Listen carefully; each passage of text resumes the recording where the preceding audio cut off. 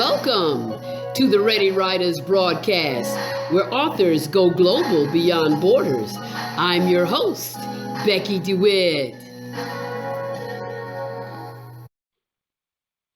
Welcome to the Ready Writers. This is Becky DeWitt. This is where we interview our authors to let us know exactly what it is that is inspiring them. Remember, words are the opportunity to create a possibility. Today, we have with us Sonja Carter. Sonja is an advocate of children's literacy, and she encourages parents to foster the joy of reading by reading to their children at an early age. Her motto is, be a lifetime learner. I like that. Let us welcome Sonja Carter to the broadcast today. Hello, Sonja. Hi, Becky. How are you? This is a great opportunity, and I thank you very much for this time. You know what? I love that you're an advocate for children's literacy. I love your motto, be a lifetime learner. That in itself speaks volumes. Tell the listeners today a little bit about yourself. So, sure. I'm a native New Yorker. I was born in Brooklyn. However, we did live in the Bronx most of my young life. When I was in first grade, my family moved to the U.S. Virgin Islands, to St. Thomas, because my grandmother was ill. My dad wanted to take care of her. So that was a drastic change for a young girl, needless to say. And that's where I spent my childhood. And I lived there until I graduated from high school and moved to the Virginia area to attend college. I spent about 8 years there before moving here to Columbia, South Carolina, where I've been for the past 25 years. Currently, I work in the learning and development industry as a technical training analyst. And in that capacity, I create and build training programs for our information systems staff. Awesome. So my question to you is, I noticed that you write children's books, and you know I like that. But the question I have for you is, when did you discover that you had a passion for writing? So my passion for writing began at age 5, believe it or not. When I was young, my parents were avid readers, and they encouraged reading all the time. It was a requirement, and it just stuck with me. And so when I was in kindergarten, 5 years old, I would skip recess. I would skip recess so I can read the books and practice writing my name. In those days, it was called penmanship. Shout out to PS 73 in New York. But I've always been an avid reader, and it wasn't until I was a teen that I started writing poetry, and so it flourished from there. You said something that was interesting. Back in the day, it was called penmanship. know, some of us never developed that writing. I remember when they had the notebook with the 3 lines on it. Exactly. And you had to write correctly. We had to practice that. My goodness. We had to practice that because I remember when they took penmanship out of school. I hope that they're putting it back. So listen. That's your requirement. I mean, really. I noticed that you're doing children's books. Is there any other genre that you would like to venture into? You know what? My passion is with the children. I thought about that closely. I thought about doing a memoir, but I haven't gotten to that place yet. With the need that's out there in the community, I feel like it's my passion and my purpose to continue on this route and focus on books for children. And right now, my books focus on life skills and character trait development. First book I remember was the Aloma and the Red Suitcase book, because you had that That's red correct. suitcase on display. I thought that was awesome. Tell us a little bit about that book. So Aloma and the Red Suitcase is an entertaining story about a curious 8-year-old girl. And this book actually intermingles some of my life experience. So I told you earlier that my family moved from New York to the Virgin Islands when I was in the middle of first grade. It was in January, so right smack in the middle. And that was a traumatic experience for me, and I always wanted to write about it. It wasn't until I was in my 30s that I decided to incorporate that into a book, and so that came to life, Alone in the Red Suitcase. But it's about a young girl who learns to use her life skill of responsibility to take care of and keep up with her red suitcase as she's traveling across country with her family. That's awesome. I like the part that you just said, responsibility, and she has to keep up with her suitcase. That is awesome. Exactly. I tell you, children nowadays need to know and understand about responsibility. And the beautiful thing is that you are giving this to them in a way that they can understand. Now, what about the SUNY Summers Shares a Storybook? So SUNY Summers came, 10 years later. So it was a book that I had written maybe a year or two after I wrote Alone in the Red Suitcase, but I let it sit. And I finally decided to publish it. I said, you know what, it's been 10 years, I need to get something out. And so SUNY is about a passionate little girl who likes music and absolutely loves books. And so she's a giver. She's a giver, and she wants to collect and share 1,000 books with her community during her spring break, but then she runs into some challenges. And so this story takes you on her journey as she solves the problems that she encounters.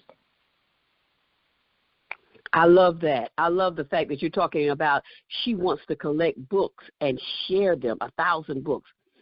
So the question I have right now is, are there sequels in the works to either one of these books?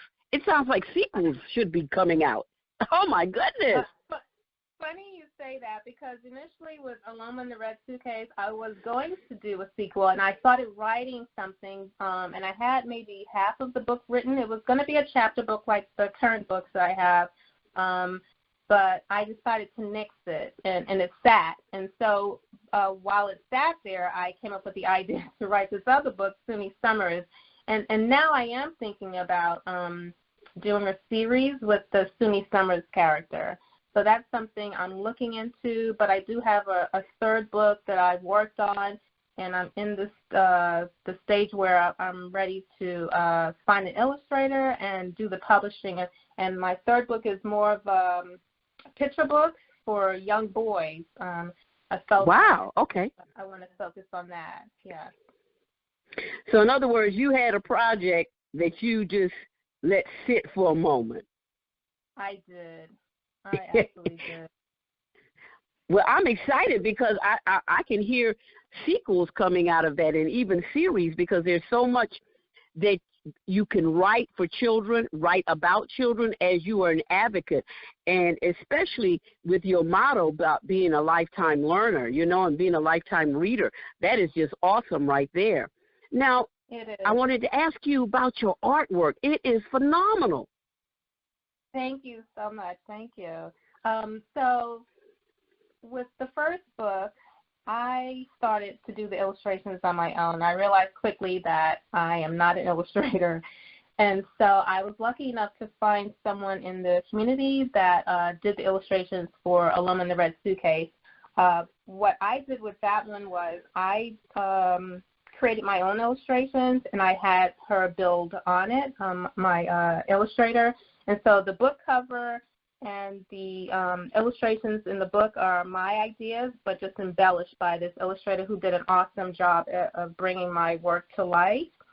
And then with SUNY Summers, that book was a different illustrator I worked with. And again, I designed the book cover, had that person work on it and bring that to life. But the illustrations inside are my ideas, but all his work. So and they both did an awesome job, and I'm very pleased with it. I think that one of the things I see with authors who write children's books, me being one of them, is finding an illustrator to bring your work to life. That is awesome right there. Absolutely. because I took. Process. Yes, definitely. So I kind of illustrated my Destiny's Closet books, but if I ever decide, which I am thinking about, bringing them into a new season, having them grow up, I'm going to have to find somebody else. But is there any advice that you would give to someone who's aspiring to be an author?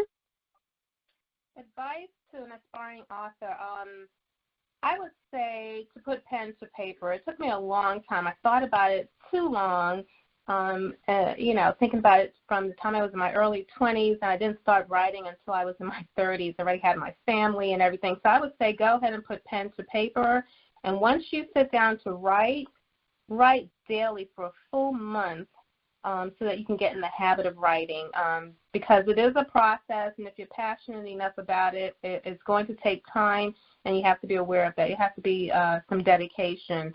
The other thing I would say, and I did this for my children's books, some people think that it's easy to write a children's book, but you still have to get in the mind frame of a child and write from their point of view. So what I do for my children's book, and I encourage people to do it for books that are geared towards other audiences, is to create a character profile for the characters in the book. So what their appearance is like, their style of dress, their beliefs, their cultural background, their strengths, who are their family members, those types of things. And then the other thing outside of that is be open to feedback. A lot of times we hold our work close to our chest, and we're afraid to receive feedback because it's very personal for us. But I say be open to feedback and learn about the business of book publishing and marketing your books. That's very important. That's a lot of advice, and it's great advice for anybody who is thinking about becoming an author. The one thing that stuck out for me is to write daily for a full month. Yeah. Now that right there is awesome, because that right there shows that you're dedicated. That right there will show your passion. That stuck out to me, Sonja.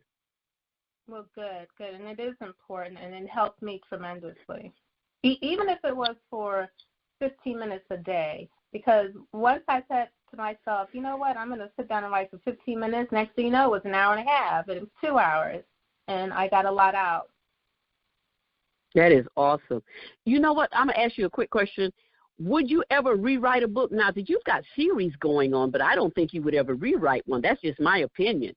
I think series will come out. Right. You're right. I don't believe I would rewrite any of my books. What I have done is rewritten a poem.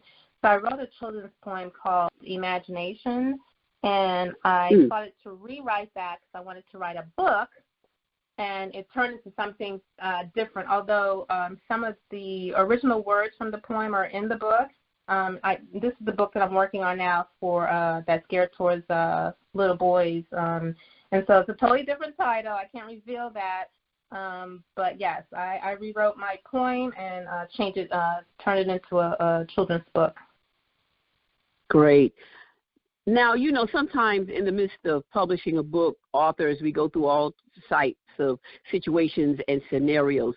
What would you say was the most difficult situation that you had in publishing the books?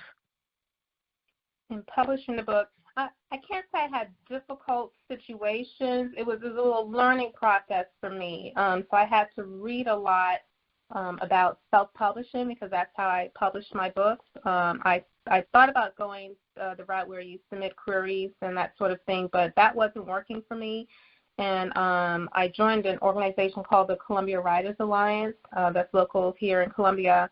And I was introduced to self-publishing. And so I had to read a lot about that and learn about the things that I would be responsible for because I was self-publishing. And then I had to market myself and my book. So if anything was difficult, it would be that, marketing my book and myself, because you get out into the public and you go to these events and conferences, and when you meet people, they want you to come and speak at their school or speak at the church or something along those lines. And so that was the most difficult part to me, marketing my book and myself, being able to get out there in front of the people and do it on a regular basis. And it became difficult only because I I have a full-time job. This is something that I do on a part-time basis. Yeah, and you know what? I'm a self-published author as well, and my thought is that if I don't believe in myself and I don't believe in my book, nobody else will. And so when we go out like that, into the public, the people put the book and the pen that hits the paper with the face. And so I enjoy that part. Like you said, it's sometimes it can be very difficult because of time management, you know. Exactly. But the great thing is we get a chance to meet the reader. So now we're winding up the interview, and I always end up asking this one question for all the authors. If you could sum yourself up in one word, what would it be? Dependable. Ooh, that's a good one. That's the word I would use to describe myself, dependable. You want to elaborate any more on that? Well, I think most people would say that about me, that I'm a true confidant. I'm trustworthy and honorable. My intentions are good. If you ask me to do anything, it's done. My word is my bond, and I'm just there for you. And that means a lot in today's society, believe me. So can you share with the people where we can buy your books and how they may contact you? And Absolutely. Email or website? Sure. Both books can be found on colawriters.info. That's colawriters.info. And you can also send me an email at Sony_T, that's SONII_T @yahoo.com. Great. Sonja Carter, thank you for being with us today. Listeners, let's check out the books, Aloma and the Red Suitcase, and SUNY Summers Shares a Story. We thank you, Sonja, for being with us today. And listeners, remember, words are the opportunity to create a possibility. I am Becky DeWitt, and this is The Ready Writers.